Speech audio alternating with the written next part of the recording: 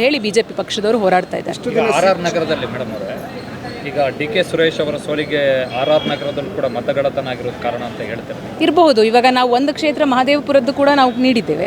So ನಮ್ಮ ಕ್ಷೇತ್ರದಲ್ಲೂ ನಾವು ಬಹಳಷ್ಟು ಬಾರಿ ಒಂದು ಕಂಪ್ಲೇಂಟ್ಸನ್ನು ಕೂಡ ಎಲೆಕ್ಷನ್ ಕಮಿಷನ್ ಅವ್ರಿಗೆ ನೀಡಿದ್ವಿ.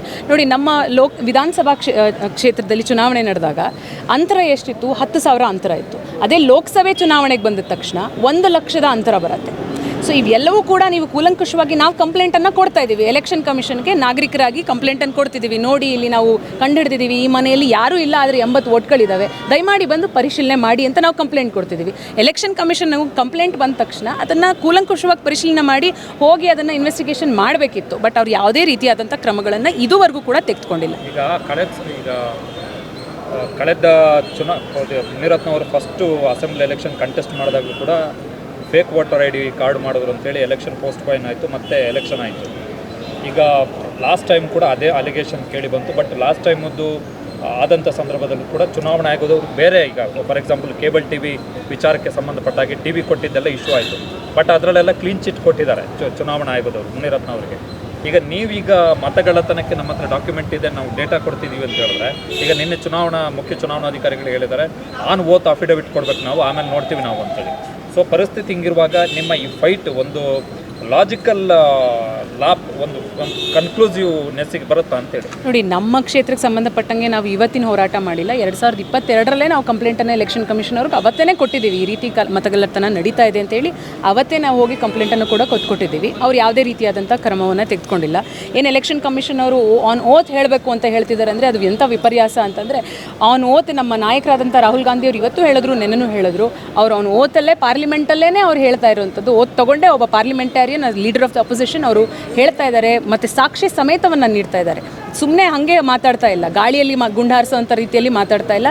ಸಾಕ್ಷಿ ಇಷ್ಟು ವೋಟರ್ಸ್ ಫೇಕ್ ಇದ್ದಾರೆ, ಈ ಒಂದು ಮನೆಯಲ್ಲಿ ಜನನೇ ಇಲ್ಲ, ಆದರೆ ಇಷ್ಟು ವೋಟ್ ಆ್ಯಡ್ ಮಾಡಿದ್ದಾರೆ ಅಂತ ಹಲವಾರು ನಿದರ್ಶನಗಳನ್ನು ಎಕ್ಸಾಂಪಲ್ಸ್ನ ಕೊಟ್ಟು ಸಾಕ್ಷಿ ಸಮೇತ ಎಲೆಕ್ಷನ್ ಕಮಿಷನ್ಗೆ ಕೊಡಬೇಕಾದ್ರೆ ಎಲೆಕ್ಷನ್ ಕಮಿಷನ್ ಅವರು ಈ ದೇಶದ ಪ್ರಜಾಪ್ರಭುತ್ವವನ್ನು ಉಳಿಸಬೇಕಾಗಿರುವಂಥ ಕೆಲಸವನ್ನು ಮಾಡಬೇಕೇ ಹೊರತು ನಾವು ಏನು ಪ್ರಶ್ನೆಯನ್ನು ಕೇಳ್ತಾ ಇದ್ದೀವಿ ಅದನ್ನು ಒಂದು ತೆಗೆದುಹಾಕುವಂಥ ಒಂದು ಕೆಲಸವನ್ನು ಮಾಡಬಾರ್ದು.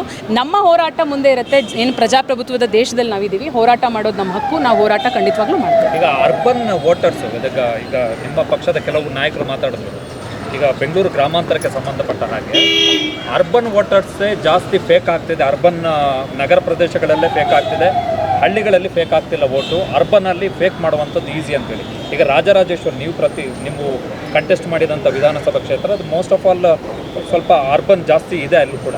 ಸೊ ನಿಮಗೆ ಆ ಥರದ್ದು ಸಾಕ್ಷ್ಯ ಸಂಗ್ರಹದ ಏನಾದರೂ ಅಭಿಯಾನ ಶುರುವಾಗಿದೆಯಾ, ಲೈಕ್ ಮಹದೇವಪುರ ಆದಂಗೆ? ಇಲ್ಲ, ನೋಡಿ, ಬೆಂಗಳೂರು ನಗರ ಪ್ರದೇಶಗಳಲ್ಲಿ ಏನಾಗುತ್ತೆ ಅಂದರೆ ಪಕ್ಕದ ಮನೇಲಿ ಯಾರಿದ್ದಾರೆ, ಕೆಳಗಡೆ ಮನೇಲಿ ಯಾರಿದ್ದಾರೆ ಅಂತಲೂ ಕೂಡ ಗೊತ್ತಾಗಲ್ಲ. ಹಳ್ಳಿಗಳಲ್ಲಿ ಹಂಗೆ ಸಾಧ್ಯ ಇಲ್ಲ. ಅಕ್ಕಪಕ್ಕ ಮನೆಯಲ್ಲಿ, ಊರಲ್ಲಿ ಯಾರಿದ್ದಾರೆ ಅಂತ ಎಲ್ರಿಗೂ ಮಾಹಿತಿ ಇರುತ್ತೆ. ಯಾರೂ ಕೂಡ ಬೇರೆಯವರು ಹೆಸರಲ್ಲಿ ಹೋಗಿ ವೋಟ್ ಮಾಡೋದಕ್ಕೆ ಸಾಧ್ಯ ಇಲ್ಲ. ಅದೇ ಬೆಂಗಳೂರಿನಲ್ಲಿ ಏನಾಗುತ್ತೆ, ನಮ್ಮ ಅಕ್ಕಪಕ್ಕದಲ್ಲಿ ಯಾರಿದ್ದಾರೆ ಅಂತ ನಮ್ಗೆ ಗೊತ್ತಿಲ್ಲದೆ ಇದ್ದಾಗ ಯಾರು ಬಂದು ವೋಟ್ ಮಾಡ್ತಾರೆ ಅಂತಲೂ ಕೂಡ ಹೇಳಲಿಕ್ಕಾಗೋದಿಲ್ಲ. ಹಾಗಾಗಿ ನಗರ ಪ್ರದೇಶದಲ್ಲಿ ಈ ರೀತಿಯಾದಂಥ ಕಳ್ಳ ವೋಟ್ಗಳು ಜಾಸ್ತಿ ಇದ್ದಾವೆ ಅನ್ನೋದು ಸತ್ಯ. ಯಾಕಂದರೆ ನಾವು ಕೂಡ ಮನೆಗೆ ಹೋಗಿ ಏನು ಮತಗಳನ್ನು ಪರಿಶೀಲನೆ ಮಾಡಿದಂಥ ಸಂದರ್ಭದಲ್ಲೂ ಕೂಡ ಬಹಳಷ್ಟು ನಿದರ್ಶನಗಳು ಸಿಕ್ಕಿದ್ದಾವೆ. ಸೊ ಅದನ್ನು ಕೂಡ ನಾವು ಎಲೆಕ್ಷನ್ ಕಮಿಷನ್ಗೆ ಕಂಪ್ಲೇಂಟನ್ನು ಕೊಟ್ಟಿದ್ದೇವೆ. ಎಷ್ಟು ದಿನ ED CBI ಅಸ್ತ್ರವಾಗಿದೆ ಬಿಜೆಪಿಗೆ ಅನ್ನೋದು. ಈಗ ಚುನಾವಣೆ ಆಯೋಗನೂ ಕೂಡ ಈ ಥರ ಹೋದರೆ ಮತದಾರರು ಏನು ತಪ್ಪಬೇಕು ನಮ್ಮ ವಿಚಾರ? ಅದೇ ಇವತ್ತು ಭಾರತ ದೇಶದ ನಾಗರಿಕರು ಏನಿದ್ದಾರೆ ಅವ್ರು ಎಚ್ಚೆತ್ಕೊಳ್ಬೇಕಾಗತ್ತೆ.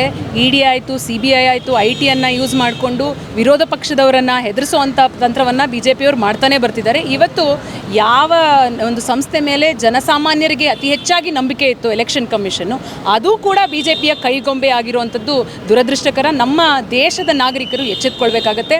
ಇವತ್ತು ಎಚ್ಚೆತ್ಕೊಳ್ದೆ ಹೋದರೆ ನಾಳೆ ಬಹಳಷ್ಟು ನಾವು ಹೋರಾಟವನ್ನು ಎದುರಿಸಬೇಕಾಗುತ್ತೆ. Thank you. ಹೆಚ್ಚಿನ ವಿಡಿಯೋಗಳಿಗೆ ಪ್ರತಿಧ್ವನಿ ಯೂಟ್ಯೂಬ್ ಚಾನೆಲ್ ಸಬ್ಸ್ಕ್ರೈಬ್ ಮಾಡಿ, ಬೆಲ್ ಐಕಾನ್ ಕ್ಲಿಕ್ ಮಾಡಿ.